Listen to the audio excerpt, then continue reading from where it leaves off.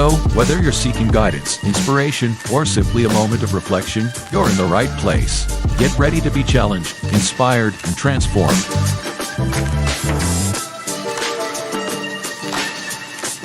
And now, to guide you through this journey of discovery, please welcome your host, a visionary leader and a true catalyst for change, Dwayne Dwyer, but we affectionately know him as the Mindset Coach. Good evening, everyone, and welcome to this week's episode of the Hearts of Men podcast. We're your hosts for this evening's conversation. My name is Dwayne Dwyer. I go by the Mindset Coach, and I'm joined by my brothers. Up top with me, we have Mr. Garfield Martin, the Uncle Jr. himself, the Consistency Coach. Below him, we have Mr. Shift Hafton, Mr. Roland Walker, also known as Poor Man's Dr. Phil. And below me, we have the youngest gun on the planet, on the panel, Mr. Tawami, not the planet, Mr. Tawami Gaddy. Otherwise known as the son of Timothy, but he affectionately calls himself the available man. Gentlemen, how are you doing on this beautiful Friday evening? I am doing great.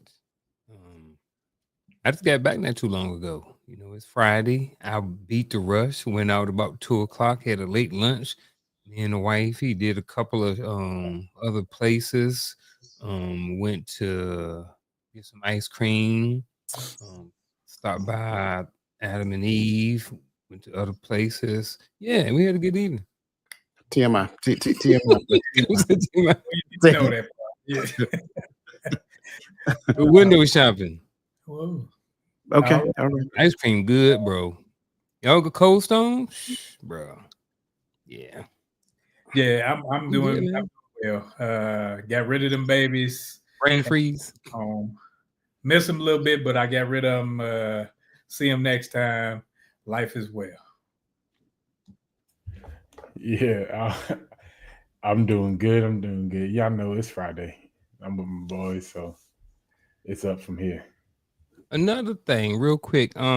Is it Adam and Eve related? No. Okay, good. No. Got a sale. No. My anniversary is coming up this week, man. So I ain't going to be there next week, man. So yeah, on the 16th, man, show we doing 3 years. So we take a trip every year for anniversary. All right, that's what I'm talking about. Well, happy early anniversary. Happy anniversary, yeah. Yeah, man. Well, listen, for me, as always, it's an honor to be here. Honored to share in conversation with you, fine, distinguished gentlemen, but not just you guys, right? Because, you know, don't get me wrong, I appreciate talking with you guys. You guys are always an honor to talk to, but it's also an honor for us to have conversation with the livest chat in social media. So again, if this is your first time on this channel, look in the lower right-hand corner of your screen. If you're on YouTube, by the way, don't go ahead and locate that YouTube icon, put your cursor on top of that, and go ahead and subscribe to the channel. And don't just subscribe, make sure that you find the notification bell, hit the drop down arrow and select all. That way you know every time we go live here, because we don't just go live on Friday nights. We go live Friday nights, Saturday mornings, and we also go live Tuesdays as well. But on this channel, we like to acknowledge everybody and speak to you guys by name, because again, we appreciate you being here. You could be anyplace else, but you chose to come and hang out with these gentlemen right here, and we greatly appreciate that. So that being said, as always, good to see you and welcome to the show, Nick D, Lisa Keys. My name is you. Good to see you and welcome. His Divine Appointment. Good to see you. Welcome as always. Renew Consideration as always. Welcome to the conversation. Adrian Artist. Good to see you. Miss Charlotte Jordan. Good to see you and welcome. Miss Adrian Walthour. Good to see you and welcome. Miss Verlene McCoy, aka Queen V. Good to see you and welcome as well. And again, if you're out there, just jump on over. You know, put your name in the chat. That way that we can acknowledge you.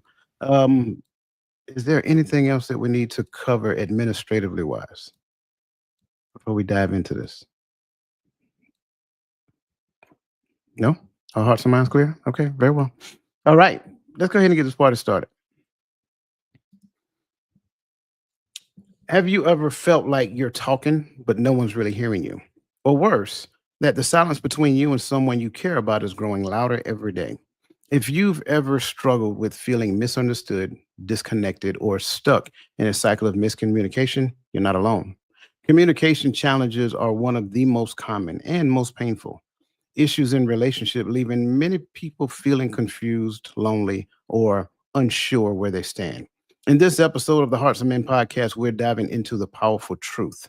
every conversation holds hidden potential to transform your connection, heal wounds, and unlock deeper understanding. But that power often remains buried beneath frustration, fear, and old habits. Tonight, we'll explore how to break through those barriers, how to listen actively, speak authentically, and create conversations that build bridges instead of walls. Whether it's your partner, a friend, a colleague, or even yourself, you have the ability to unlock the hidden power in every exchange. So if you're ready to turn difficult talks into meaningful dialogues and discover the strength that lies in your words, let's begin this journey together. Now, like we always do, gentlemen, we tend to start this conversation by, just putting a question out there, and that question kind of gets us moving in the right direction. And it's one of the ways that we tend to warm up this diesel engine that we tend to embark into. But before I do, I want to make sure that everybody understands that here on this channel, the Empowering Perspective channel, we believe that everybody is a subject matter expert of their own opinion. And so as best we possibly can, we steer away from just opinionated statements that are not rooted in some sort of fact or some type of statistical backing. But again, opinions are welcome. So again, if you're in the chat, share your thoughts, share your opinions, ask questions, because that's one of the things that we value on this channel. You guys know I'll tear up a whole show just to make sure that we're answering the questions. So that said, let's kind of dive into this first question, and I think that really gets us started in the right direction. So, what is one common communication pattern or habit you've noticed that you believe might be handicapping relationships? Interrupting. I think a lot of times, and I'm guilty of it. That is something that I am constantly working on. I'm a talker. I like to hear myself talk sometimes. And I think sometimes that everybody else wants to hear what I have to say too. So over the years, I've found myself interrupting conversations a lot of times. Well, not a lot of times, but a lot of times in the past, my conversation started midway through your talking point. So I've learned since then how important it is to build and have good relationships, is that the communication and effective communication is very important in that. And you want to have those good relationships. No one wants to constantly be stepped over while they're having a conversation. If I'm having a conversation and Roland is speaking to me and I interrupt him midway, then what message I'm relaying to him is that whatever you have to say is not important enough right now, and what I have to say is more important. So for me, constantly interrupting is one pattern or bad habit that is handicapped in relationships. But again, I will say this is something that I am currently and consistently working on. This is something that I struggled with a lot in the past. I still struggle with it sometimes, but it is something that I am currently working on. So let me ask a question, because you said something I think is key. You said your conversation starts midway in the midst of that person talking. What do you mean when you say that? So when Roland is talking and he's having a conversation, he's saying, "Oh yeah, last week, man, when I had my granddaughter and I took off for ice cream. Oh yeah, man, when I went out and I had ice cream with my granddaughter." So he's halfway through his talking point, but I'm looking to return and input my 2 cents into his conversation. So even before he can finish his thought, I have already inputted my 2 cents into the conversation. And that's very disrespectful. I like that. I like that. To go along with that, I hate it when people say, "Well, let me stop you right there," because You already interrupted. Yeah. I don't mean to interrupt. Yeah. Yes, you do. That's why you As interrupted. you do it. It was a conscious decision to interrupt. So just because you say, "Hey, I didn't mean to interrupt," you've already interrupted. Absolutely. All right, who's next? I'll go. When somebody, and it just rubs me the wrong way, when you're talking, you bought a motorcycle, all of a sudden, "Oh, I bought an RV." When somebody got to one up you, Like whatever you've done, whatever you're talking about, they got a story greater. They caught a bigger fish. They were better in high school. They were this. It's like you just have to have a spotlight on you. For some odd reason, when it's not on you, you feel minimized instead of allowing the person to get out their thoughts, to tell what their day has been like or whatever it is. You got to feel the need to input self in there so I can feel important as well. Yeah, the one upper, man. That's I'm with you 100%. Brother Caddy, what you got? I said that one up sound like every conversation in the smoke pit back in the day, you know. But man, one thing I noticed I would say would be gaslighting. And I know we're not talking about just intense conversations or hard conversations, but you just talk about communication patterns. And so I notice a lot of people, well, we say gaslighting today, you know, but a lot of people like to throw out a narrative to kind of reshape your point or your point of view or how you feel about a thing. And I guess this is why a lot of people don't talk about certain things that, well, I would say we say not to talk about certain things at work, but we still do. People still do.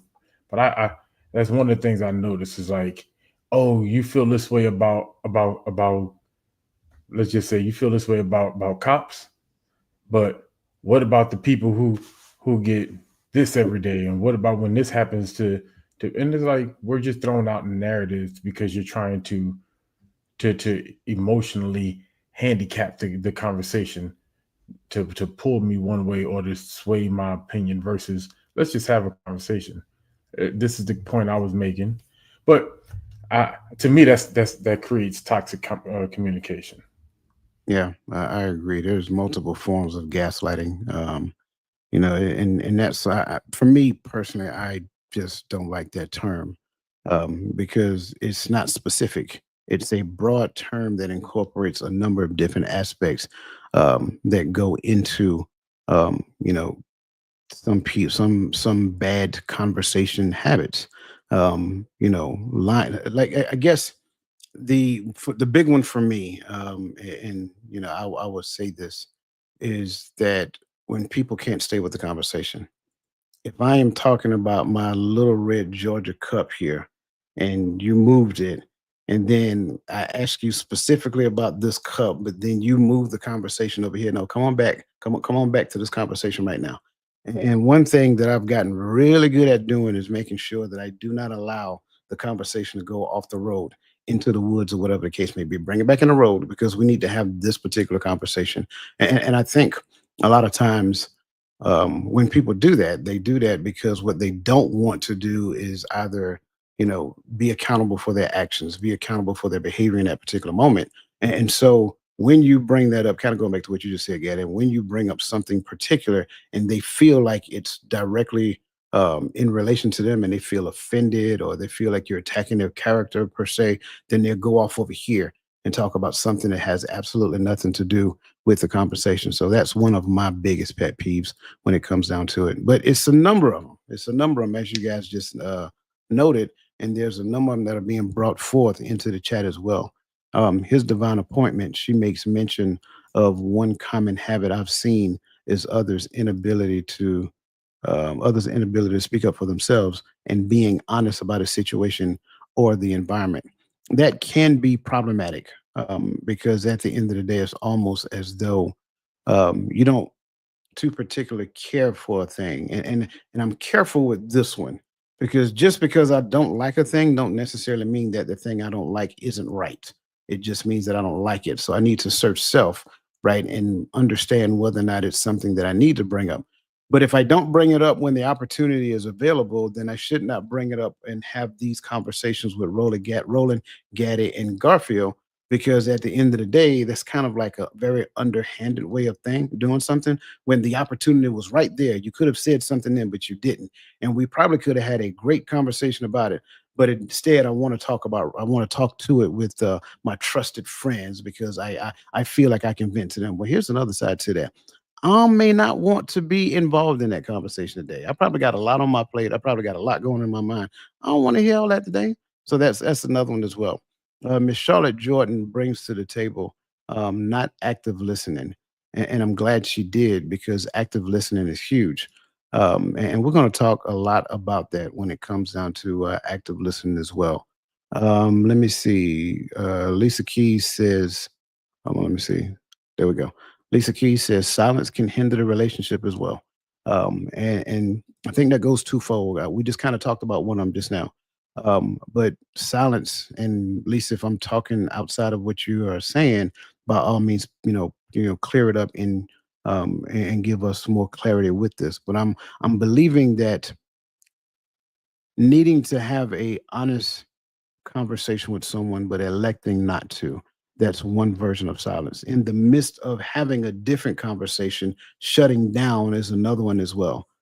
So all great points, and I greatly appreciate you guys putting those points in the chat. Any other things you guys want to kind of share before we kind of dive into the rest of this?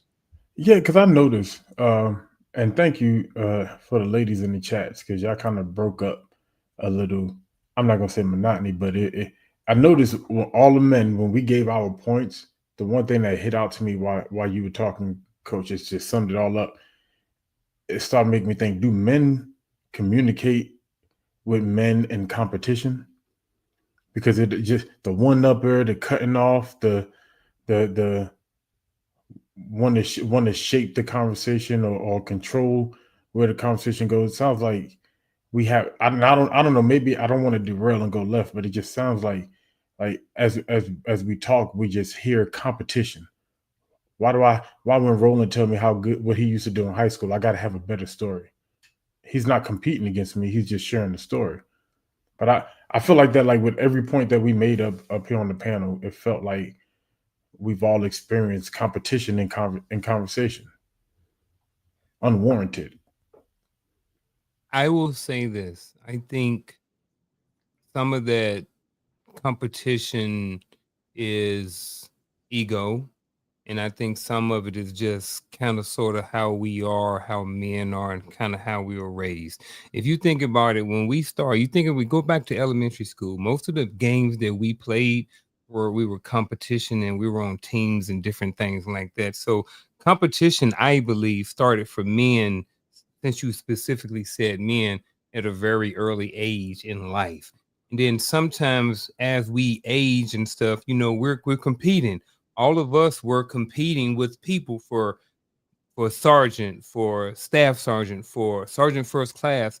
We all were in competition with other people. So with that being said, we understand that this is a competitive world and that we have to go out there and compete. And sometimes I believe that rolls over into our personal life, good, bad, or indifferent. I think it happens sometimes. And I think that once men get to a certain level and that they're mature, they kind of understand that. And then they kind of start to try to gravitate away from that.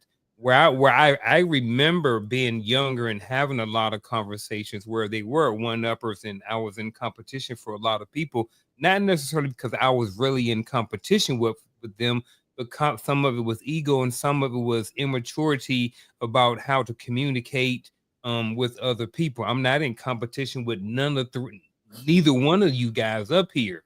However, back in the day, I would, for whatever reason, try to compete in competition with talk and words, and my chest is bigger and some of the other things that you said. But I think as we grow and as we mature, we realize that we're in this together, and I'm in no competition with anybody except for myself. So I do understand what you're saying, and I do agree with it in a sense, but I think it's kind of twofold as to why specifically why men tend to be competitive with about things. But that's just, again, I'm an expert of my own opinion.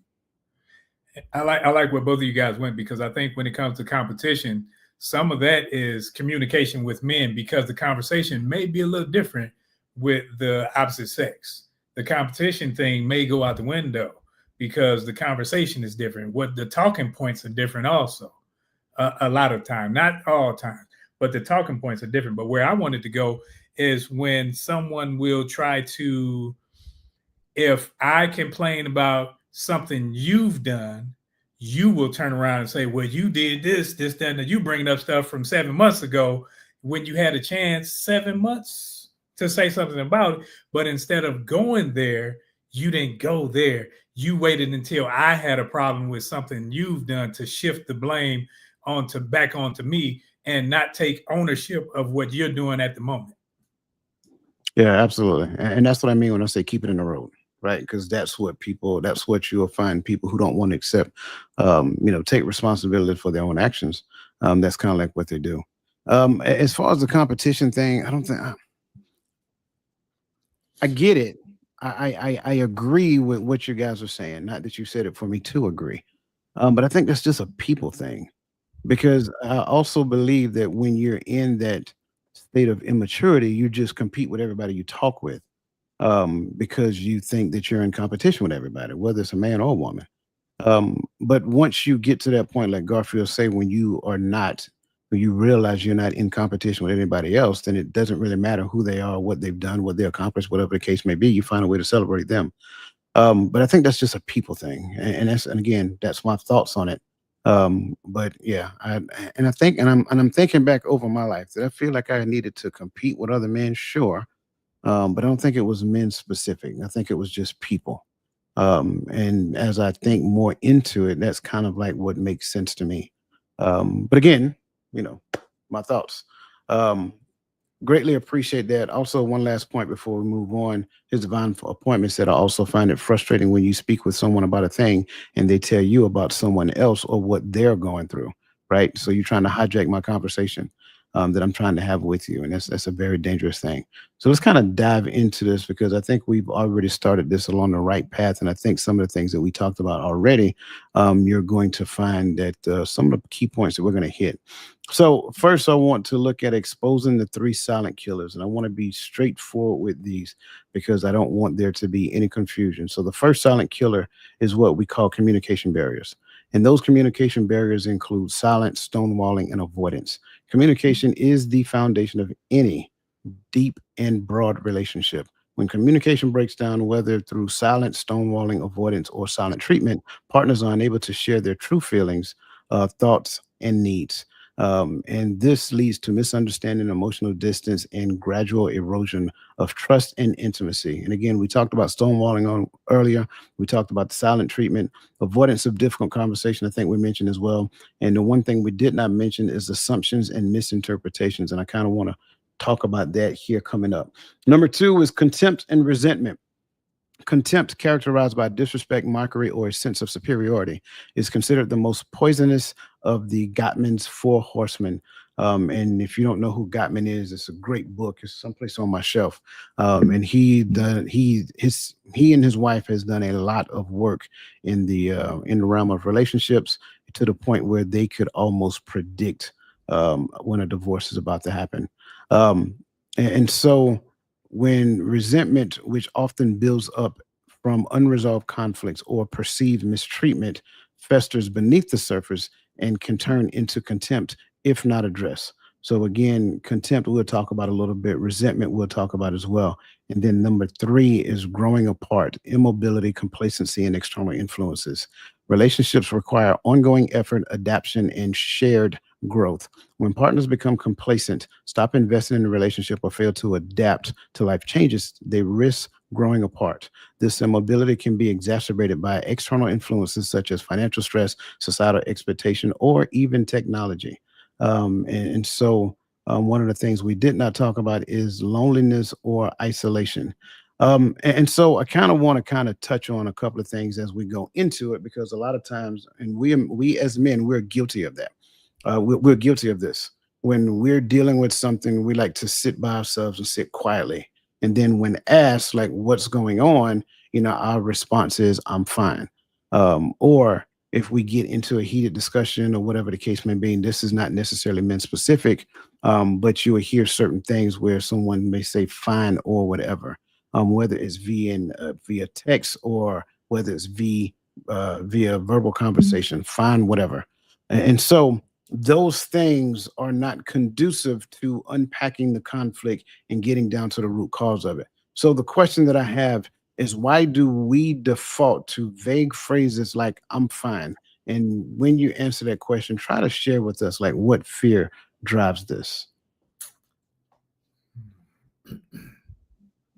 I will start. Why do we default to vague phrases like "I'm fine"? Definitely another situation where I have been guilty of. So, coach, all in my business tonight, and I'm okay with sharing the lessons learned from those stories. Speaking for me was, if I go back to the past, I think sometimes we do that because the person who asked us, we don't trust them. We don't trust them with the information that's in our head. So I'm having a conversation with this person. We just had whatever. And now, for whatever reason, I don't trust that whatever I say after that is going to be used in good context. So there's a bunch of different reasons, but I would say one of them is trust. So the fear that drives this is the trust. I don't trust you. Sometimes when I say stuff, you throw it back in my face. Sometimes if I say something very small and minute, it's very big to you.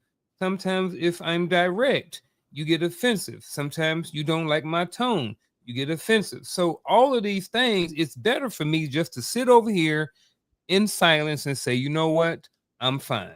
Because I fear that whatever I say, you're going to be triggered by what I say. And now that's going to lead to more discourse in our relationship. So I believe that some of that, what fear drives this is the trust.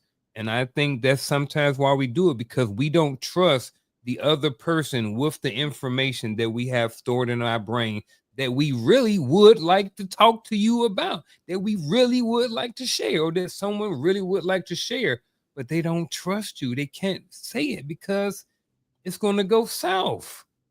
So I just think those are some of the reasons why. I like that. And I think, and you can tell me if I'm wrong by saying this, I think a lot of times we go into it as an open book. We kind of share like all of our plans and our thoughts and whatever the case may be, but then something happens. And that something tells me that I made a mistake by sharing all of this with you. And so now I start to refrain from sharing it. Am I correct by saying that, or is it You're different? 100% correct. That's exactly what I was speaking about. Okay, very well. See, that's right where I was gonna go. Because I was gonna start with, if you're viewing this, whether it's in real time or not, and your first thought was maybe that person is not confident in themselves. Maybe they got issues they got to deal with. That's the fear.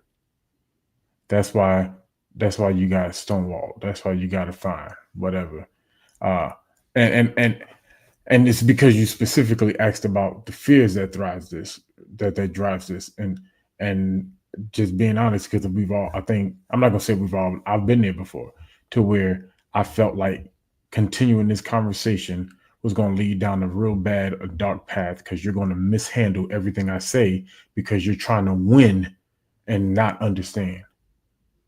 And so, like, even when you say, coach, like, you think the competition is a person thing, I think especially like in relationships, when arguments go on, sometimes people are more focused on winning the argument versus coming to a conclusion or coming to a good end and sorting these things out. So what tends to happen is, when I say something that bothers me, you're trying to defend yourself, and sometimes defending yourself means you're going to bash how I feel, or belittle how I feel, or turn me more into the bad guy. And it's like, well, I'm tired of being the bad guy at the end of every conversation, so I'm just going to shut it out right now before we even go that far, because I'm already feel myself about to get frustrated.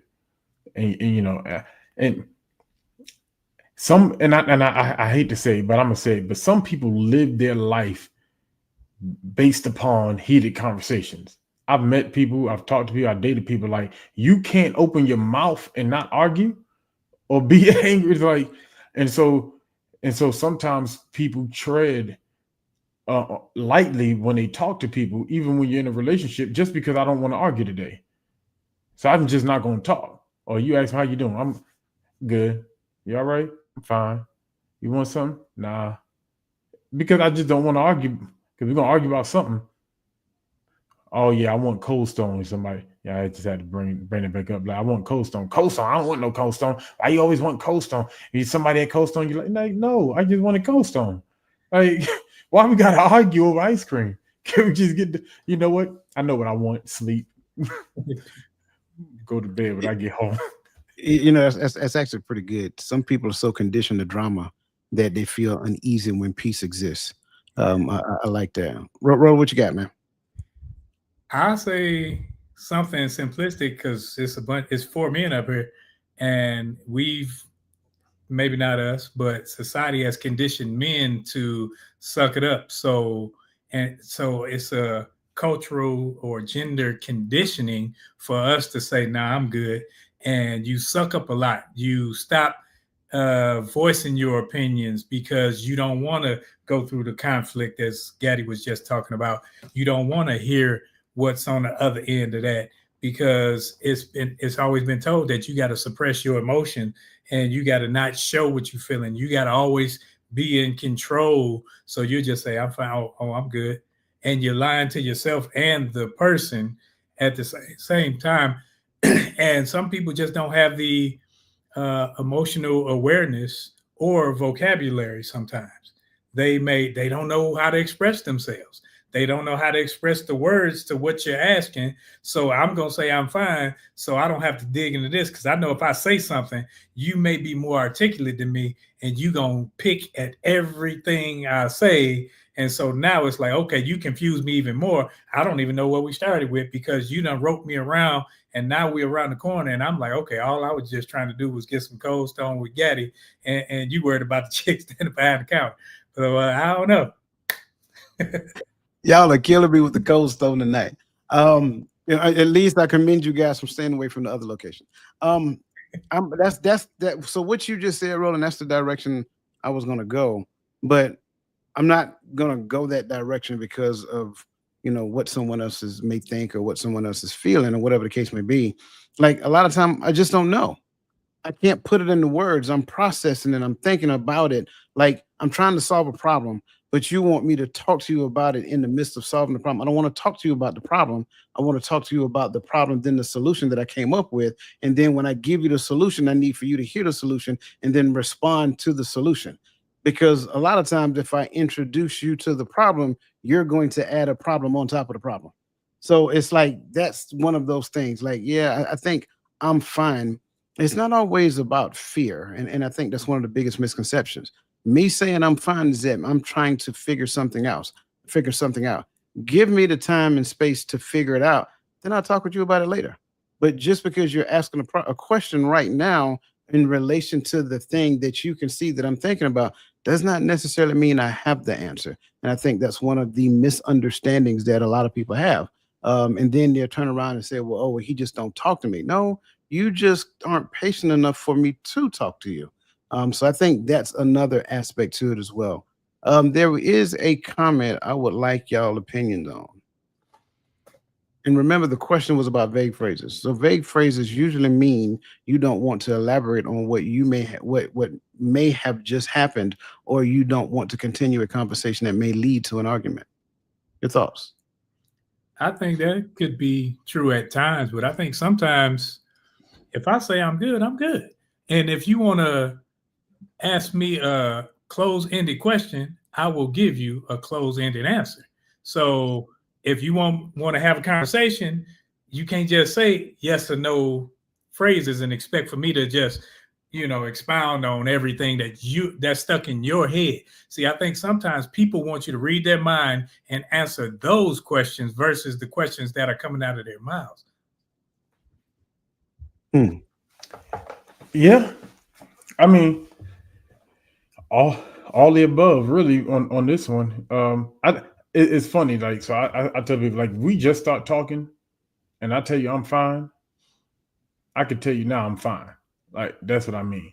But if in the beginning of us talking or whatever you want to call it, and I sound fine and you start plying, now I'm like, oh, you might be conditioned to people with bad communication habits, or you might be conditioned to negative communication habits. So that to me, and it's just Gaddy, just my perspective, but that's a red flag. I raised it.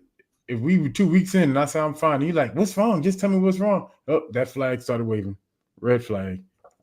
But that's just me, because I'm just fine.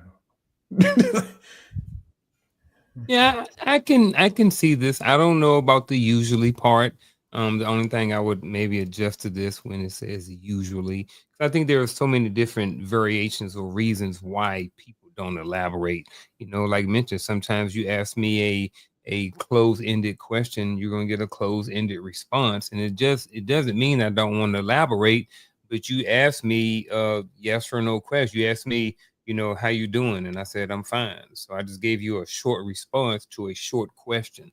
So I don't necessarily mean it's like all the time. So I don't know about usually, but I can definitely see some correlation between not wanting to elaborate, especially after something has just happened, because a lot of times after something has just happened, and I'm assuming that we're talking about some argument or disagreement or something like that between at least two parties. So when that happens, sometimes feelings are still involved, and emotions and different things like that are still part of that equation.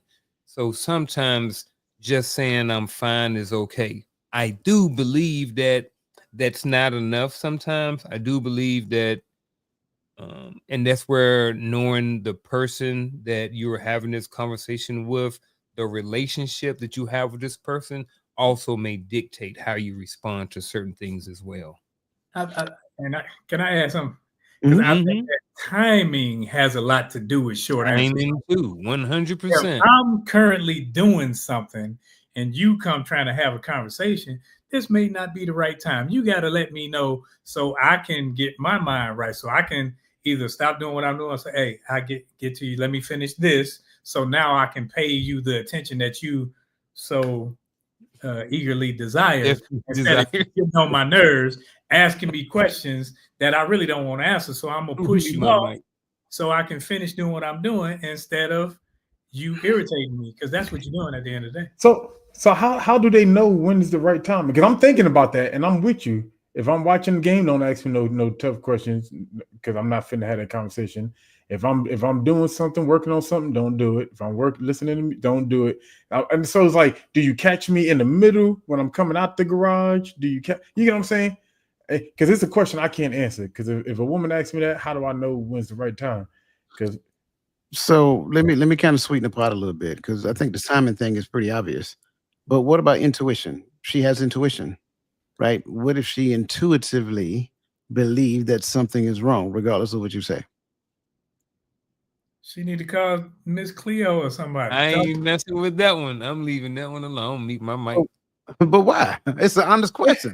Everybody up here started laughing because we ain't. Because that intuition is just like, I don't believe in women's intuition. It's just like the conversation about red flags.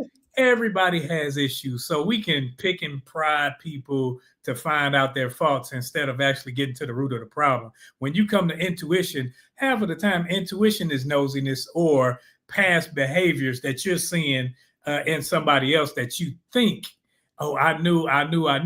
You didn't know anything. You just seen something that you've seen before in somebody else. So you putting two and two together. Not because everybody has. I've never seen intuition like that in the scripture. I've seen this thing start with a D when they talk discernment. Yeah, but intuition I haven't seen. So when people say women's intuition, you assume that men can't have the same intuition. Like, okay. So hey, Nick D said what my grandmama used to say. What'd she say? She ain't got intuition. She got indigestion. But wait a minute now. I just want to make sure that I'm understanding what you guys said. Garfield, you said something. You said I don't believe in that. What do you mean, sir?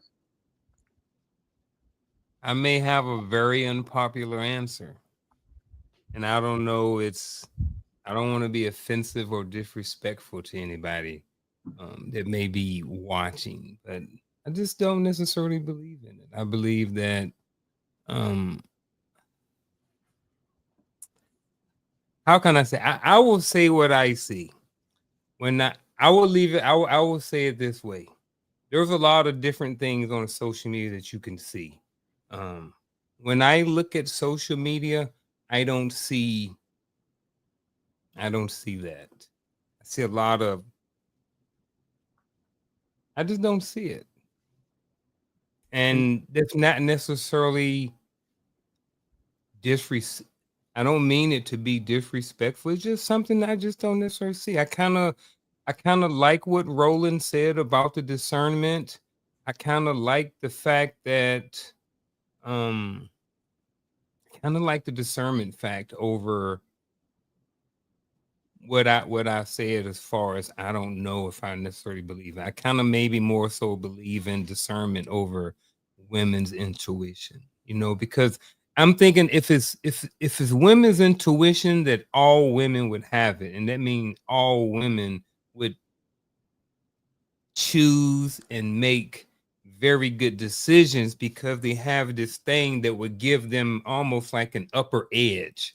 You know what I mean? So if you have something that's an upper edge, it would produce upper edge results. Not saying that it's not the case. I'm going to stop right now before I go too far. I don't want to offend anybody. See, I like his divine's question because that was going to be a part of the point that I wanted to make off the back of that, because it feels like, and it's just for me, it feels like when I hear women intuition is always related to somebody being off. Why your intuition don't tell you that I'm feeling good? Why your intuition don't tell you that I just need a hug or some silence? Why your intuition always mean that I'm cheating, I'm doing something, I'm off, I don't like you, like, and that's where my problem got a with point it comes right in. there. The boy got a point. I'm rocking with Gaddy tonight. Because intuition is solely based off of feelings. And when we're coming up, they deal with Barbie and they having relationships. We deal with little toy soldiers and we're actually reasoning. And so when reason comes into play versus feelings, I'm like, yeah, I'm tired. I mean, why something got to be wrong? Because I'm tired. I flopped down because I had a hard day at work. I'm tired. Let me decompress. But you, nah. Because you're feeling something, and then when you start feeling and I'm not feeling what you're feeling, then it's a problem with me. And I'm with Gaddy. If it's only when something is bad, how true can it be if it's one-sided? I agree.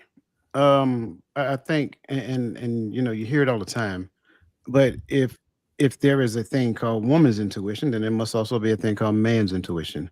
And so what does man intuition look like? No one knows because you don't ever talk about it. No one ever talks about it, right? This is the first time I heard the term when you just now said it. Correct. So I think that's the thing. I think Cass said, you don't care. She don't care what you call it. Anyone is capable of perceiving change in someone's demeanor. Sure. I agree with that 100%. But change in a person's demeanor doesn't necessarily mean that there's a problem between me and you.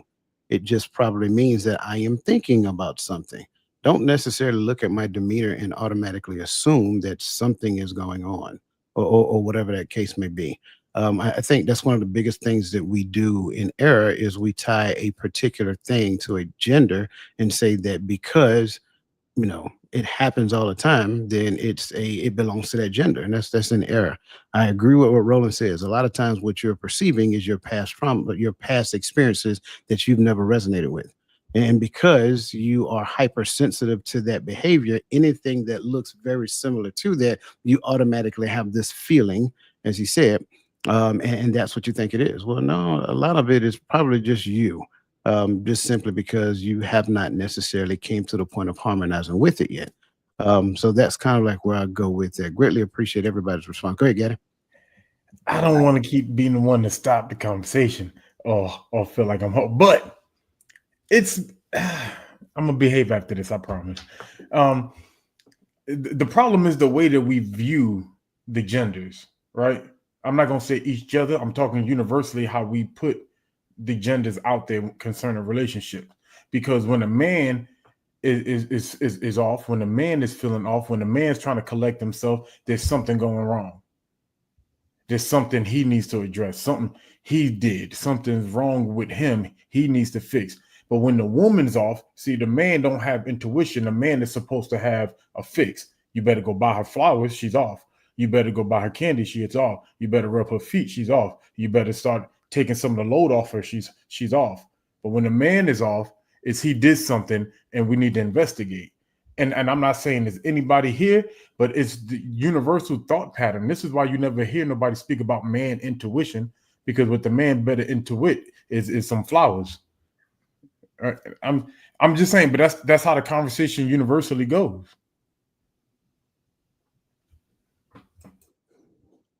Yeah, I definitely get that. I love it. I love it. Let's keep pressing. We're gonna skip over the next question, move to the next section. And the next section is all about the hidden power of communication.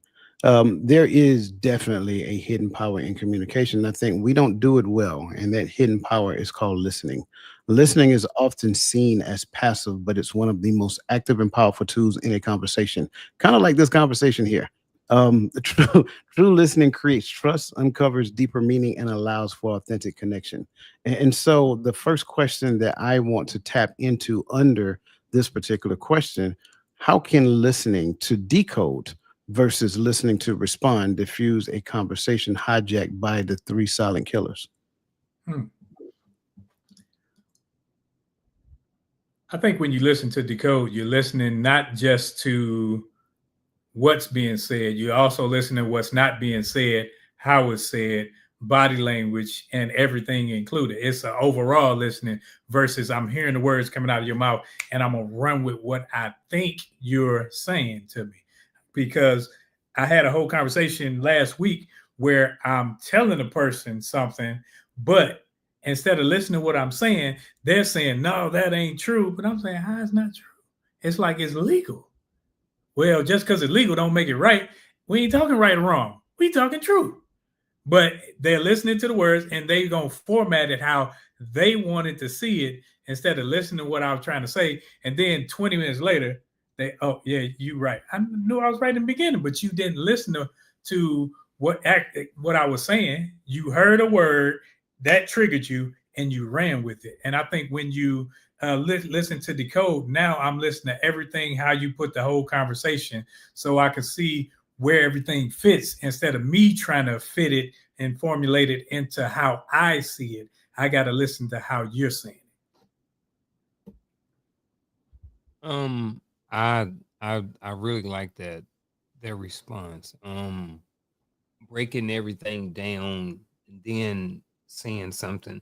You know, when we're listening to respond, you know, kind of like what I mentioned earlier, something that I've struggled with and something that I continue to work on is interrupting people. A lot of times that comes because I've listened to Roland for a certain point.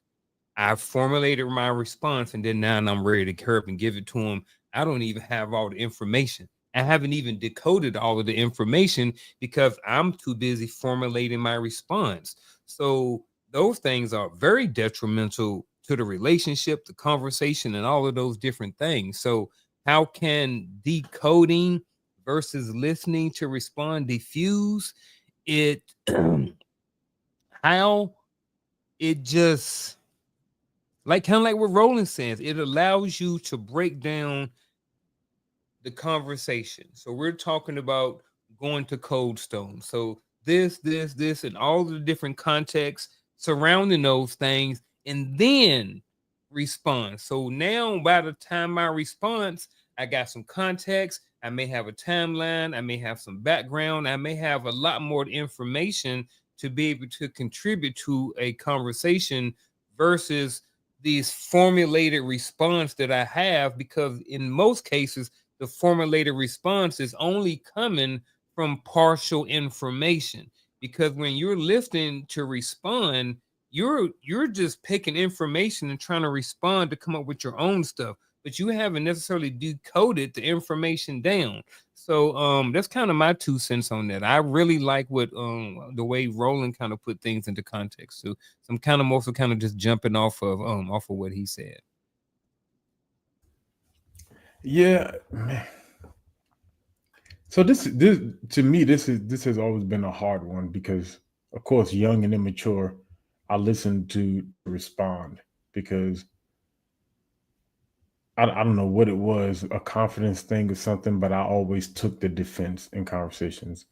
I always felt like, like when we start talking about the character flaws, when we start talking about the imposter syndrome and stuff like that, I always felt like when people were talking, they were figuring out that I was a fake. I wasn't, really who they saw me as or what they thought I was like. So everything was defensive. So I used to, so listening to respond was kind of, for me, it was listen to defend. And that's why I used to always, because I used to do the one upping thing. I wanted you to make sure you knew I was him. I want you to know that, wanted you to know that I wasn't to be played with, So I would always make sure those were emphasized in conversation, even when it wasn't necessary. But now when we're talking about decoding, for me, I have to hear the whole thing. So sometimes it may seem like I'm going silent, but I'm not really starting to decode until I finish listening to what you say. So sometimes there's a pause. And so I have to sit on it and I'm listening, and that's why I ain't got no problem. Never mind. I was about to go left. But I can let you talk for a little bit because after I've received all the information I need from what you're saying, I can start to actually start the decoding process. So I think it allows it. So for me, the answer would be it just allows you to hear the whole thing. What Psalms 18 says is a fool that argues before hearing the whole matter. So just allows me to hear the whole matter. But does this not put me in a position to where the other person will feel that I'm analyzing what they're saying? I think that's what communication is, though. I think it's you analyzing the words and the tone and everything. That's if like we are stuck on Cold Stone. If I say, "Hey, let's go to Cold Stone," and somebody say, "Hey," they say something about that little girl behind the counter, or you just going to see her. Okay, ha, he once. If you come back and say it again, now I'm sensing a passive aggressive tone towards this thing and a disdain. So now I'm saying, okay, we going to Baskin Robbins because I already sense negative communication coming out of your mouth in a positive way that you trying to mask it and act like ain't nothing wrong. So now I'm not even putting myself in that situation.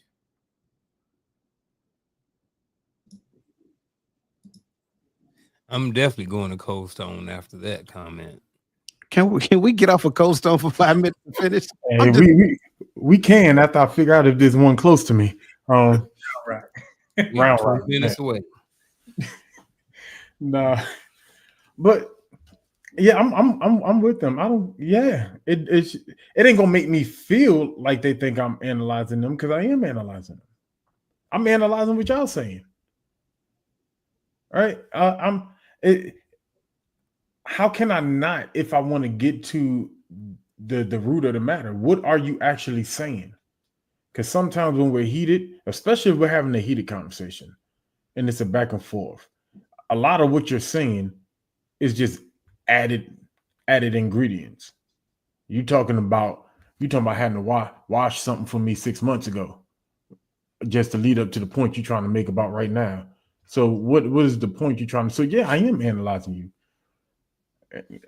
I don't really care how you feel about that if we can come to a proper conclusion. Are we dissolving or are we rectifying? See, there you go again. I'm rocking with Gaddy. That's where I was going. I think analyzing is a good thing if it's channeled in the right direction. Are you analyzing for the solution? Or are you analyzing to one up me or to say something in response or to get your point across or to win the argument or the conversation? So I think the analyzation is good. Like if I'm having a conversation with Gaddy, I want to be able to say something. I want him to be able to take everything that I've said, break it down, understand it, and then shoot back a response to me in a form of communication. And then the same thing, I'm going to do the same thing with him. I'm going to let, first of all, I'm going to let him complete his entire thought. I'm not going to interrupt him mid-sentence. I'm going to let Gaddy finish his entire thought, decode it, breaking down, and then respond back and forth. That's how conversations are supposed to be. So yes, I think that decoding or breaking down and analyzing that part of the conversation is a good thing.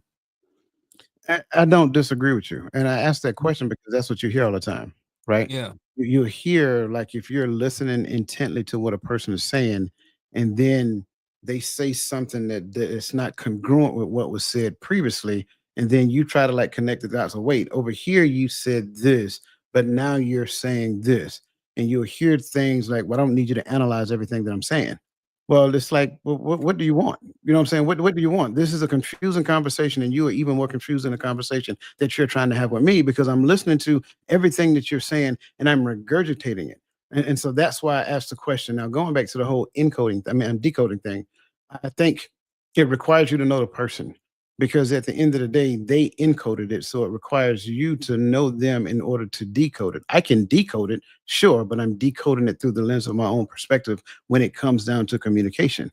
But I also think that that also creates the problem for the person who feels that I am analyzing everything that they're saying because I am trying to decode their message. It is an assumption made by them because they really don't want me to listen to the details of what they're saying. They just want me to listen to the end state. And it's hard to listen to the end state when I get so much information before you get to the end. So that's why I'm asking. So now, that being said, like, what does it mean to listen without judgment? What does it mean? Listen without judgment. I don't know. I mean, because listen without judgment, I can't say I won't judge something before it comes up. I can't say I have an opinion on something beforehand because if I feel a certain type of way before you said something, I ain't waiting on just you make it up. Like yesterday, somebody told me you're too literal. If we're having a conversation and those are the words that you use, those are the only words I can, I'm gonna take. I can't make it up how you mean it. And I think sometimes that when people are saying listen without judgment, they don't want your opinion to be yours. They want your opinions to be more valuable to them versus how you may really feel. And it's a knock from them to me because they don't truly value how you feel or what you feel. What they want is you to agree. I'm going to try to answer this with a story. I had a friend reach out to me some years ago, very close friend. Hey man, I need you to come bail me out of jail. What? I did some DV to my significant other. So listening without judging is this. I don't know what happened. I don't know the context behind that altercation between this person and their significant other. Listening without judgment is listening first before saying, oh, this guy's a bad person. He's an evil person. He should have never did what he did. That is listening without judgment. Listening without criticizing, listening with an open mind to get all of the information first. I think that's what listening without judgment is. To go on with this conversation, I'm not saying that he was in the right or anything. I don't ever think it's right for anybody to ever put their hands on anybody else. But if you would have heard the other side of that, I would just leave it at that. So, I think listening without judgment is simply that. Listening without judging the person or the situation or the conversation first. And I will tell you this, it is hard sometimes because we are who we are. And a lot of times we walk around good, bad, or indifferent, whether we want to admit it or not. A lot of us walk around judging people all day. Kind of hard not to, at least for me. If I I don't want to say judge. It may be just familiar with certain situations. Maybe I act a certain way, not because I'm judging you, but every time I've been in this situation, this has happened. So, but I think it's simple in theory, but it's not necessarily easy to come out to actually put into practice all the time. But I think what it means to listen without judgment is to literally do that. Listen without judging that person first. Before I say what I'm gonna say, I want y'all to not judge me and just listen, because I feel like I just got to say that was corny. Go ahead. no, listen. I'm just saying because I feel like I'm taking a negative on everything. So don't judge me. Just listen. It's just a perspective. We I need know. differences of perspectives up here. Touche. Just don't judge mine today. But No wait to after. wait after exactly in the back. But when I just hear, please exonerate me from all accountability before I tell you what I'm about to tell you, because I know it paints me in the bad, and it can paint me in a bad picture. And I just want to be right, even though I feel like I could be wrong, and I don't want you to tell me I'm wrong. I want you to just don't take no sides, but take my side by not taking sides, because if you take sides, I know it's not going to be mine, because I might be wrong. But again, I don't want accountability. That's what I hear. I could be. I might just need to go sit on your couch, Coach. I don't know, but that's what I'm hearing. Yeah. No, I get it. I get it. I like where Garfield was at in this one, because it is a very difficult thing to be in a conversation and suspend all judgment, suspend all assumptions, suspend all opinions and things of that nature while listening to the ins and outs of what someone is saying. But it is a requirement, because at the end of the day, now that talks about that internal dialogue that's going on inside of me while that person is talking. And if we don't believe that we do it, we're sadly mistaken. So it's a thing that you have to focus on consistently while someone is talking. I'm not going to get to the point and I get what you're saying. And part of that can be true, right? Part of what Roland said can be true. But I also believe there's a requirement for me to listen wholeheartedly to what the other person is saying so that we can come to a conclusion in the end, not me, because you're talking to me about whatever it is that's going on with you. Well, if you're talking to me about whatever is going on with you, it requires me to, and I think it was Miss Charlotte Jordan who mentioned it, it requires me to actively listen.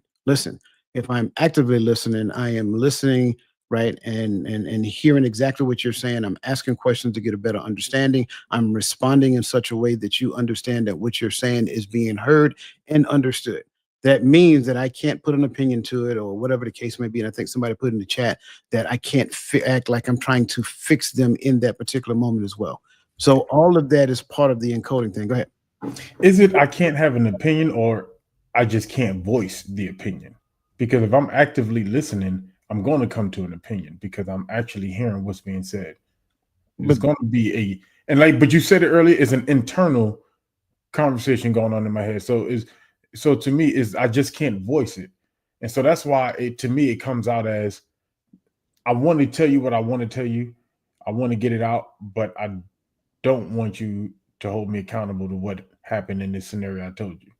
But if I have an opinion, does that not already mean that I have drawn a conclusion?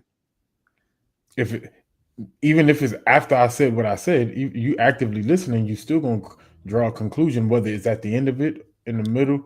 It's just you just don't want me to voice it. But do I really need to draw a conclusion? Let's change the dynamics. Let's say if it's not your old lady or whatever. Let's just say it's like your best friend, right?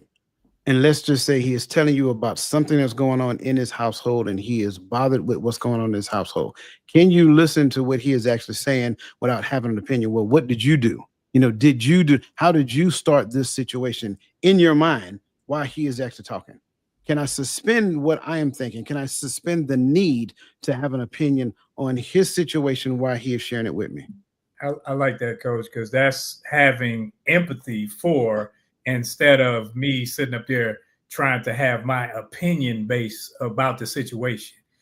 simply because I don't agree with it doesn't mean I can't understand. Like, man, I got a feel for the person, so I can understand that. But it's not the same thing. I'm sorry, but that's not the same thing. I'm having or analyze. Am I acknowledging your feelings, acknowledging what's going on, versus analyzing so that I can decode, so that I can state my opinion, so that I can make judgment, versus, going that route. I think you're going to still have your opinion. Right. Empathy don't mean I don't have an opinion. It just means I'm not voicing my opinion in this scenario.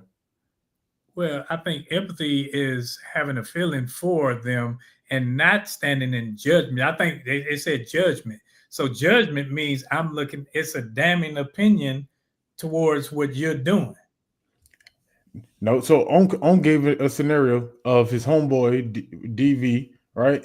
He said, I don't know the scenario. I don't know what happened. So he's suspending judgment because he didn't hear the story. Right. But once he heard the story, there was judgment, whether it was on him or the spouse. Because it could have been a response to what the spouse did. So yes and no. So now during the conversation, this was some years ago. So I know kind of sort of what my mindset was back then. And I'm like, bro, you done messed up, bro. You done messed up. Like, I know that. And either way, I was judging him saying you done messed up. I eventually got the whole story. I still think that it wasn't the right decision, but I understood why. But I can't go into any situation judging because I already think that this is not what you're supposed to be doing. You know what I mean? So if I'm already in my mind think that DV is wrong, and then the first thing you hit me with is DV, it's kind of hard not to judge. But the way I would handle it now is to step outside of who I am. Right now, my job is to be a friend, and my job is to listen. And that is it. My job is to listen to what this person has to say and not judge him.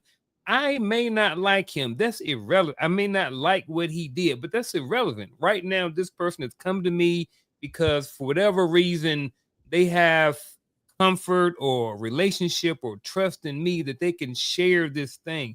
So the last thing that they need is me judging them. And I get maybe holding off the judgment or whatever like that until the end. And I think even then, maybe we should still kind of not judge even then. Even though we do, still maybe not.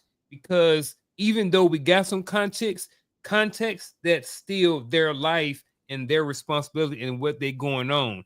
Because whatever they got going on, I'm not the judge of them. They got a father somewhere.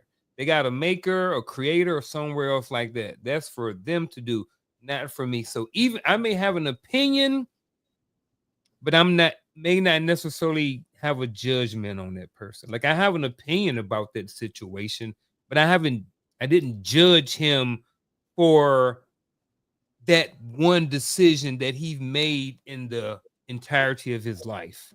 And to his point, even though I do serves as information about me, for me to look at the fact that I had an opinion about what he was sharing as opposed to voicing it. Go ahead, Roland. Oh, I was thinking when in that situation, I think that's where I may have an opinion about something that I think, but as the conversation goes and I'm hearing what's going on, now I don't come with, man, you should have just did this.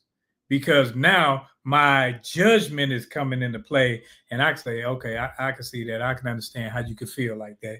Now it's just differences. It's slight differences. But one is, man, I'm looking at it like it's almost damning, like, man, you messed up, like Uncle was saying.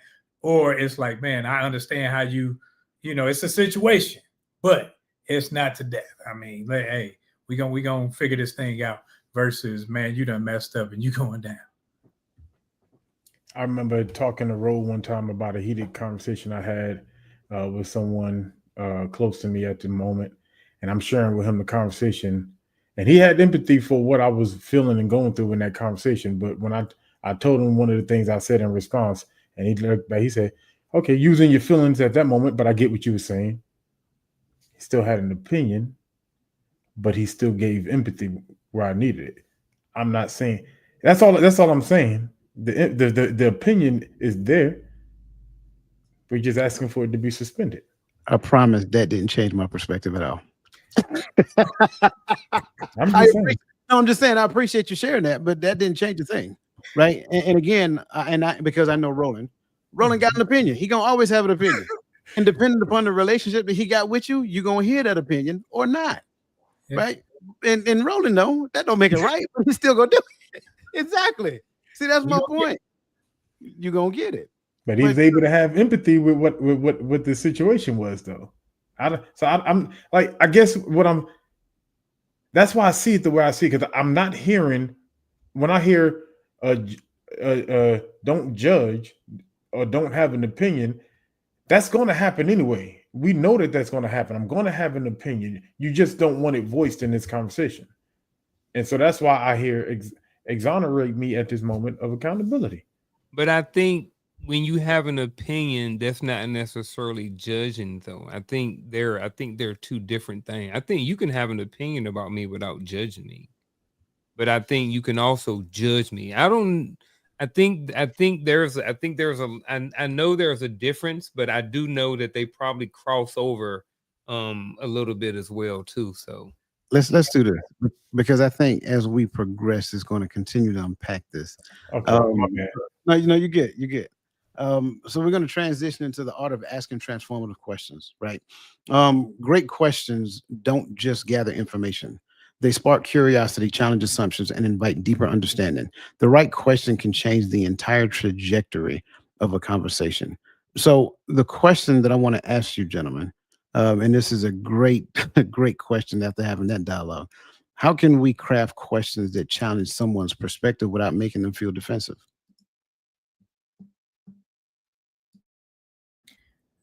Definitely don't start with closed-ended yes or no answer questions. You got to give them something to allow them a sense of comfort and a sense that they can actually speak about what's going on without you slamming the door shut in their face.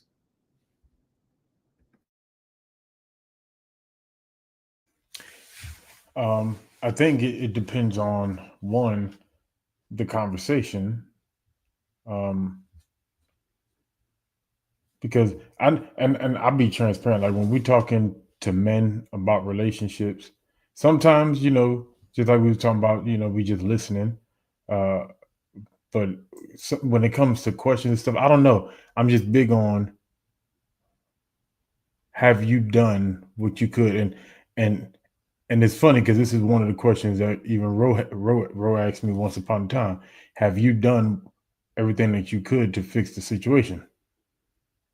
But if it's one of those situations, some people just naturally feel defensive because they feel like it's all the other person's fault or something. You know what I'm saying? So I think it depends on the conversation, because they just may inherently get defensive initially.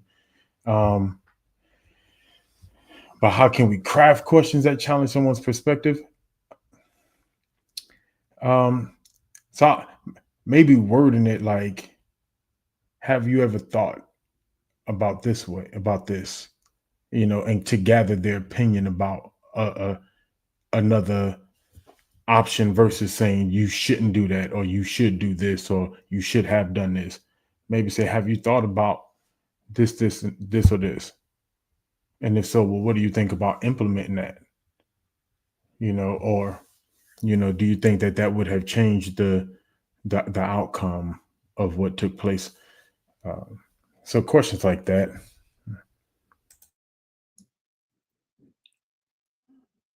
see the F word feelings in there. You know what I mean? So I can't really make someone feel defensive or not.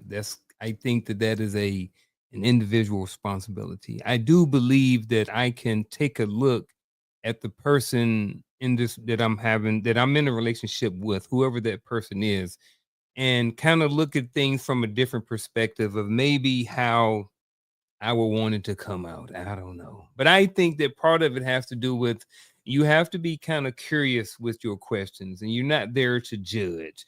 You know what I mean? I think that's part of it. And I think maybe some sort of language that everybody kind of understands. You know, when you're talking to someone and you have a PhD in aerospace engineers and you're having a conversation, not saying that they can't speak on the same level, but you're talking to someone who graduated high school after 17 years. And I mean 17 years of schooling, not 17 years of age. All right. So just to be clear. Now, not to be offensive, but I think that when those two people are trying to have a conversation about perspectives and different things, and you're trying to ask the question, I think you have to use neutral language. If I'm an aerospace engineer and I'm using these words and languages and stuff like this, these PhD words that no one understands, it's not going to be effective. So I think using like certain languages and stuff like that and being curious with your questions and not necessarily judging people with that line of questioning and stuff like this. And then lastly, you got to keep your ego out of that joker too. Got to keep ego out of it. Coach, if I can, I think we had to do it as leaders in the military. You take a soldier every month and you're counseling them and you point them to them. Like, what are you doing to make you available for the next rank? What are you doing to elevate yourself past these people? And you put it in their court and they got to look in the mirror. They got to look in the mirror and say, dog, I'm just sitting here biding time. I'm not doing anything to help this situation. It's the same in relationships. How are you making this better or worse? What are you doing to this? And you put the ball in their court, they got to look in the mirror. They can't look at you because it's not your judgment now. They're looking within. Okay, great point. And I'm glad you mentioned that. And so I kind of want to ask this question in conjunction with it. Should I ask a question that I already know the answer to? If you think that the answer is going to help them see things differently or see clearly, because sometimes asking a question versus giving the opinion, as we talked about before, helps better. Because sometimes if you give it to me as your opinion, it may come off as judgy, right? Or as if you know it all. So sometimes the question asking helps me think that I got to the answer. And it makes me think on what I just said versus feeling attacked by what you said. And I will say, oh, go ahead. Oh, I was just going to say, and since Gaddy keep throwing me out there, Gaddy if he came to me and I know he did something not so smart, not so intelligent, I'm going to ask him a question I know the answer to. And if he try to give me some bull, I'm going to call him out on it. Like, really, dog? Come on now. You did? Like, what about this? Come on. Now, let's be truthful because I'm trying to expose you to you so we can be honest in this thing, not so we can just sit up here and pacify your emotions. We're trying to get to the root of it. So let's get to the root of it. So for me, the word intention keeps popping up in my head. The intention has to be good behind answering or asking a question you already know the answer to. I think if you can use it to help solve a problem, maybe you had a long conversation and someone kind of missed something, or you think that it may not be as clear, or they may not have an understanding about something. So I think in those cases are yes, but don't ask me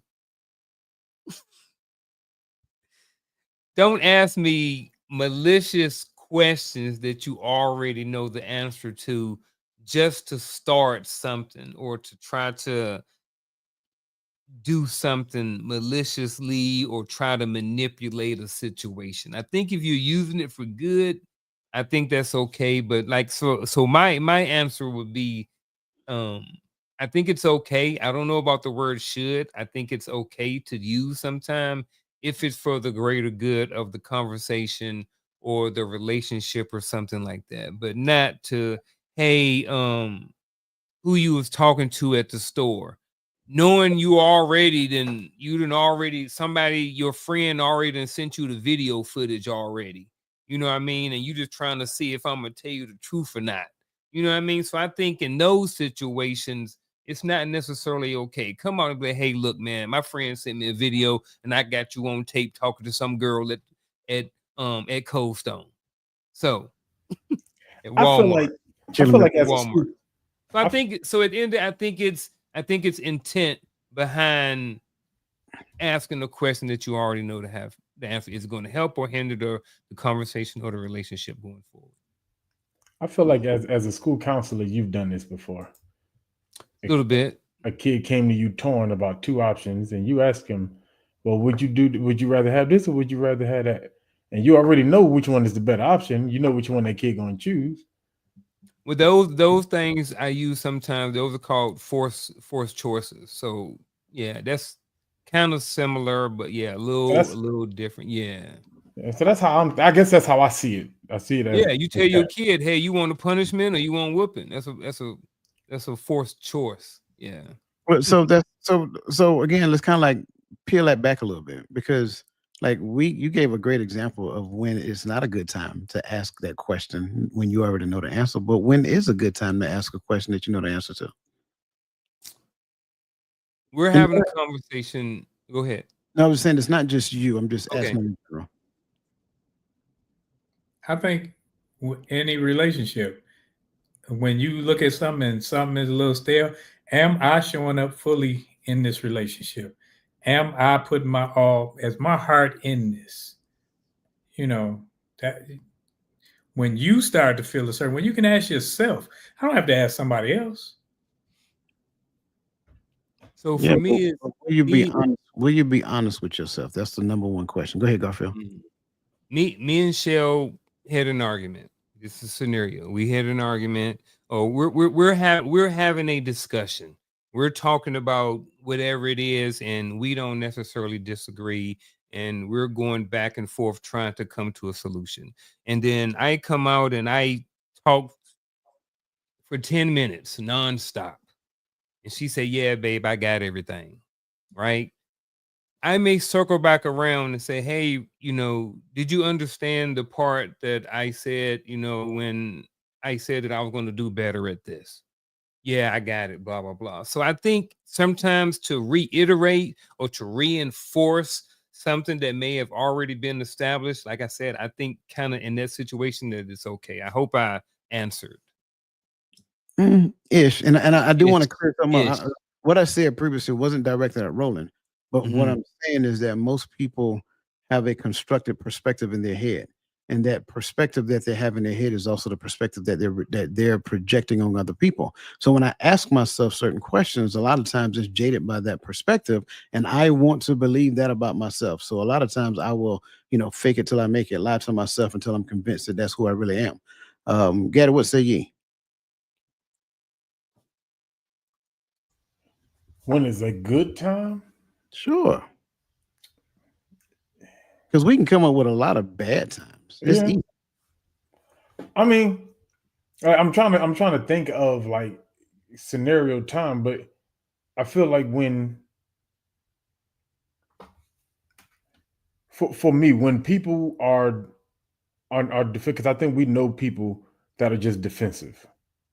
They'll come to you and talk to you about anything, but they're defensive as soon as, an opinion is given if it's not your right, So I think to me, whenever if there's something that they may need to see, or conclusion they may need to hear, and we know that maybe giving an opinion in this moment may not be the most productive thing, then asking questions, even if we know what the answer is, but it's kind of like just to lead them to seeing what you're trying to get them to see in the space of what's going on. It's like, all right, so you see yourself, because I'm thinking about like, okay, you see yourself as good. Like Rose said to me, I only put you on blast first of all, Rose, because you're right here.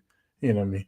But like Rose said, if he see me doing something that ain't right, he just gonna tell me. But if every time he tell me I'm fighting him, Then he started asking questions. I use, for example, remember when the prophet, I'm losing names right now because it just popped in my head, came to David and said to David, what if a man did this? Laid out everything David did. And he said, what if a man did this? What would you do? He said, well, that man should be put to death. See, now you see that that there's a problem with what just happened. Well, David, that man is you.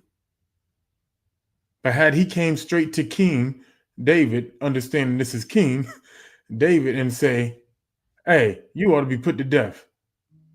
What? Hey, somebody come get this dude. Throw him in the dungeon. What? So he had to get him to see it and ask a question he already knew the answer to so that David can see the perspective. Brother Nathaniel. Now, I think I had to go through this last week when I had them boys. Sometimes you got to ask the questions, knowing why they did the little dumb stuff they did, so that now you can start working on their cognitive skills. So now they can start to work out reasoning and things of that nature. So it's like they don't have to come to me for everything, or they don't have to react. So now they can start to actually think like, okay, let me think before I do this. So that's a good time for me. Yeah, I love everybody's responses, and I think as we start asking that question, you know, you can see how challenging it can be to look at it from a positive side. What about a why question? A why question is dangerous, and if they are, why? That's what I just did there. Did you catch it? Just plain. Yeah. I was corny too, but you know, I got it though. Oh man, it was cerebrally for corny. Hey, at our age, corny is cool. You know what I mean? Nah. So, I think with conversations, anything can be touch and go, depending on the conversation, the person, and the relationship with that person. Because let somebody else come to me and say some stuff that Ro could say to me, or that coach or uncle could say to me, they're gonna have to run me a fair one. Like, watch your mouth. Like because the relationship is not there, so it's taken differently. So, you know, so same thing with why questions. I think why questions are one, like, relationship has to have a position. Like, is our relationship comfortable enough to where I can question you on your foolishness? Right? Or, you know, is the conversation so sensitive that if I ask a why question and go too deep, it may cause a hurt that can't be that'll stop us, right? Not saying that we can't return this conversation, but we can't meet a goal today because we went to a space you wasn't ready to go to. And I think that's only something that in my opinion, I think that's only something that a professional could really identify. That's why it's important to not be afraid to go find help, or seek counsel, right? But it can be, but I think there's also a time where whys are necessary. And if you have that relationship with that person, ask those why questions. Dig a little bit, get them to open up, because they can with you. And sometimes just getting them to go deeper can help the conversation or help the situation.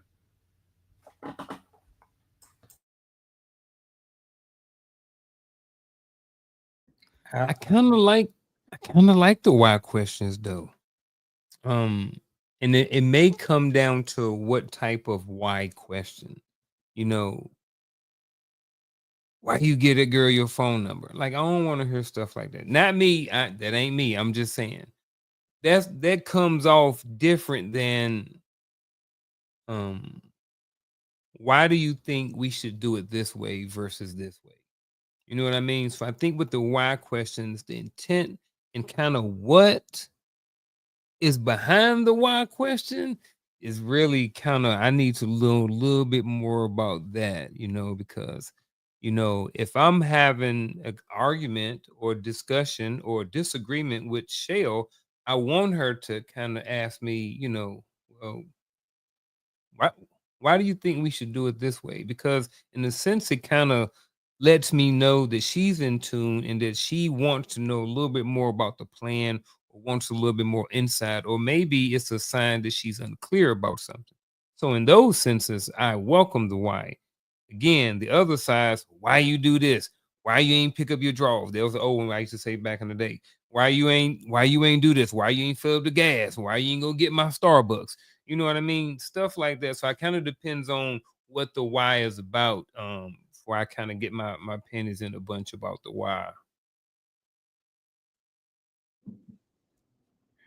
I think why questions can be good because they force you to look at self. It's when you ask me a why, if I'm uncomfortable with it, it means I'm uncomfortable with a situation that I need to dig a little deeper. I need to figure this thing out because why am I uncomfortable with the why? Is it because I'm trying to avoid something? I'm trying to avoid exposing something. I'm not trying to dig deep because I can give you a little short answer, but then, well, why that? Why that? And it continues to force it back on me and not just everybody else, where because everybody was doing it. That's not what we're talking about. Why did you? So it puts the self-awareness back in my court, and it also helps us look at our own actions, or the person look at their own actions. But it can be on the other, like it can be harmful in some ways if you asking the whys and you really not looking for an answer. You just looking for your answer, or you just trying to dig, trying to pick.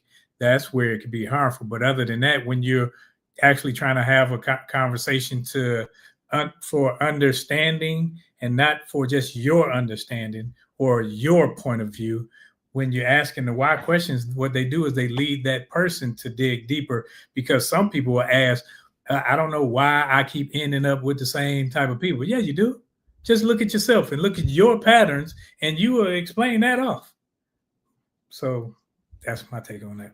Yeah, I love all those responses. A lot of times, and again, it's all about timing and posture, because a lot of times why questions can feel like it's coming from a position of authority, and it's perceived authority in most cases, because at the end of the day, no other person, unless placed in a position of authority over me, has authority over me. So you can ask a why question all you want to, but that why question need to come from a space of relationship, which means that you're not the authoritative figure in the relationship. You're a curious bystander, hopefully. But I do believe, and I think his divine appointment said that I think both of these are true. A lot of times it comes from judgment, but I also believe that it is a good point. It can be framed or used to manipulate if we don't understand it. But I also believe that they're great for deeper internal reflection, for awareness and correction. So it's all about posture. It's all about position. And again, just keep in mind, when you use why questions, you have to use them right. If not, I promise you, men feel like you think you think that you're their mother, and the response is not going to come. It won't be good. I just say it that way. It's going to be an ungood response. I say it that way. So that said, greatly appreciate you guys staying with us. Listen, make sure that you hit that like button if you haven't already. Also, there was a link that was provided for you. Again, take a look at it. You have a free download, and you also have an ebook as well. The ebook is a lot deeper dive than a free download. So that being said, this brings us to our bittersweet point, which is our final thoughts. I think this may be one of my shortest final thoughts ever. And I'm going to just go with the title. The title for tonight's show is Unlocking Hidden Power in Every Conversation. Tonight, there was a lot of hidden power and information and all the good things in this conversation. So, my simple, best, shortest ever final thoughts is simple. Go back and re-watch this video. I guarantee you're going to find something else in there that you missed. So it's like going back and watching that movie.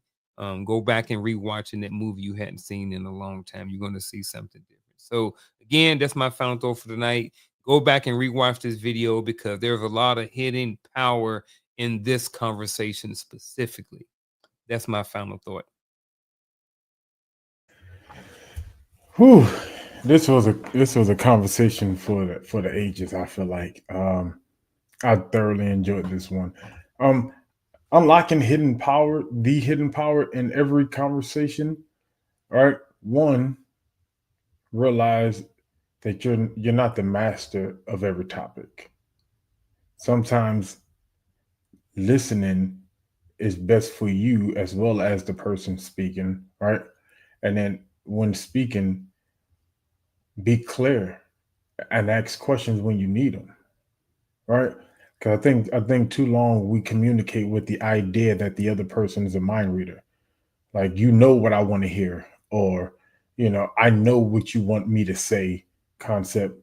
It's just understand that communication goes both ways. Questions need to be asked, and clarity needs to be given when speaking, so that this way we can we can reach the goal that is expected.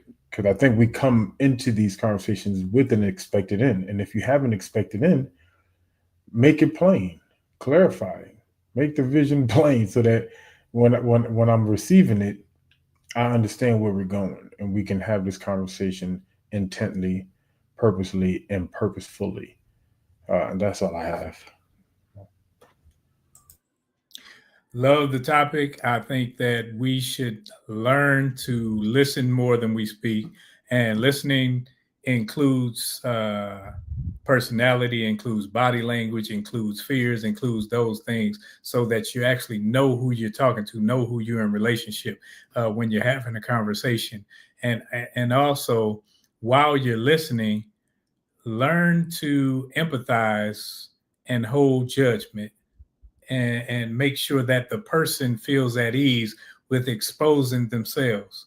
And not that you got to just expose yourself, but so they can feel free to. Sometimes when you have people, I was always taught, when you have people talking so much, they will talk themselves into or out of situations. So sometimes if you let people talk during the communication, you may have not have said a word, but they will solve their own problem, because you aren't the problem solver. You're there to actually allow them to have a space, and you should have something to say. And it's not about excellency of speech or anything like that, but it's about knowing who you're talking to, and not talking over their head, or not putting it too low, but actually having a dynamic to where you guys can actually communicate and come together in a reasonable way. Greatly appreciate everybody's point of view. I love this conversation. Like Unc said, go back and look at it. As we close today's episode, like, reflect. Reflect on the power of listening, questioning. Silence is very important as well. Silence for the right reason is always good. Sometimes silence can mean that I am just thinking and reflecting on what it is I want to say before I say it. You have to learn to be comfortable in silence, right? Make sure that you're able to observe nonverbal cues. And like Roland mentioned, empathy. Empathy is important. These aren't just tools for better communication, they're pathways for a deeper understanding and connection.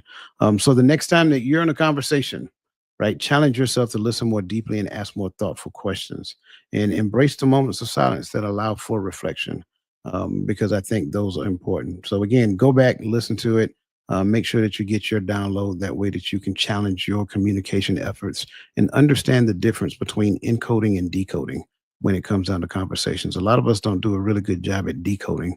A lot of us kind of bring our own biases into the conversation space and make a whole lot of assumptions when it comes down to it. So that's my final thought for today. Greatly appreciate everybody for what you've added in the chat. Everybody what they add in the chat, everybody on the panel.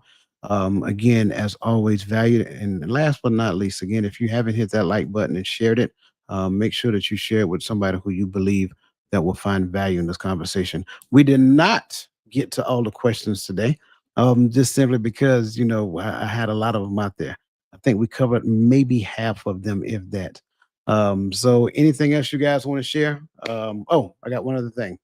August 16th, from 08 to 4 p.m. Make sure that you guys come out. It's going to be the Mindset, Habit, and Power Summit. I think it's going to be great. It's free. And so if you've seen that video that came on before the start of this show, that video gives you access. So make sure that you get your seat, because I guarantee they're going to go fast. Only limited seats. So make sure that you get on there. Make sure that you reserve your seat, because I'm telling you, you got 3 guest speakers that day. And I think you're going to be in for a load of good information, some actionable stuff that you can take with you that day. And I think you'll be pleased. And what a better way to spend a Saturday, just keeping it real. So anything else you guys want to add? Man, I just want to reiterate, and I just want to say again, I really enjoyed this conversation tonight. We was going to, I was like, man, we only on like question 2, and we was at like 32 minutes and stuff. So I think it was a very good conversation. I like all the opinions and perspectives that everybody had. All of the I'm looking at the comments. I don't really look at the comments over on the StreamYard. I'm looking, it's like 172 comments over there. So it's like the chat has been very active tonight. So I just want to shout out the chat too, you know, the most empowering chat in all of YouTube. So I appreciate them. I appreciate you guys, man. I enjoyed myself here tonight. Also, a little business to put out there. Cold Stone, if you're here, we need some sponsorship, right? Sponsor. We shouted y'all. Yeah, we ain't gonna talk about Cold Stone no more tonight. Listen, we greatly appreciate you guys. With that being said, you guys enjoy the rest of your evening. And as always, let the best version of yourself be a blessing to somebody else. And we will see you guys next week at the same time, same channel for the Hearts of Empire.